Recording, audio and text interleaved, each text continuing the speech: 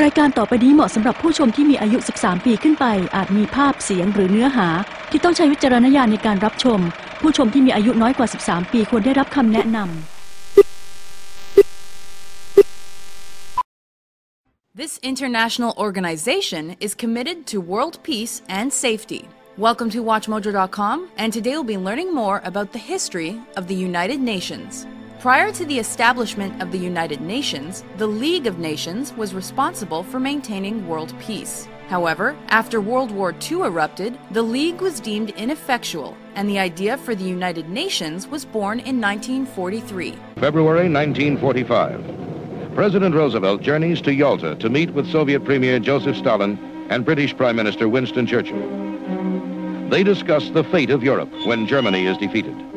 Stalin promises to participate in the formation of a new world organization, the United Nations. The title United Nations was first used by President Franklin Delano Roosevelt as a description for the Allied forces of the Second World War. In April of 1945, the representatives from 50 countries convened in San Francisco to draft the United Nations Charter. Called the United Nations Conference on International Organization, this event was where the charter was signed. On October 24, 1945, it was ratified, and this marks the day the UN was officially born.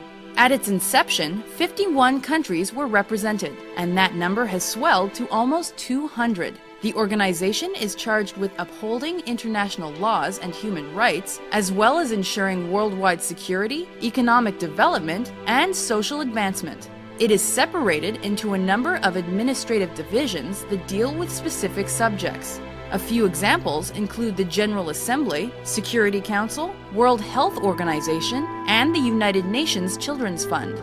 Throughout its history, the United Nations has handled a number of international incidents and fulfilled its commitments in a variety of ways. The group's first resolution came in 1946, when it called for the elimination of nuclear weapons. It also stepped in when North Korean forces invaded South Korea in 1950, as well as during the Suez Crisis of 1956.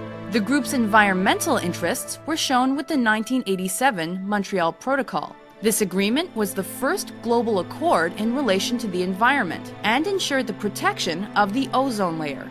The organization has been honored for its contributions over its history. For example, in 1965, UNICEF was awarded the Nobel Peace Prize. However, in recent years, it has also dealt with criticism that it has become irrelevant due to inaction on international skirmishes. The Rwandan genocide of 1994 is one example where the UN was condemned for failing to step in. George W. Bush's Iraq War is also considered by many the result of inaction on the part of the United Nations. While to some the UN has outlived its relevancy, to others it's an indispensable organization. There is no denying that the United Nations has served a valuable purpose over the course of its history.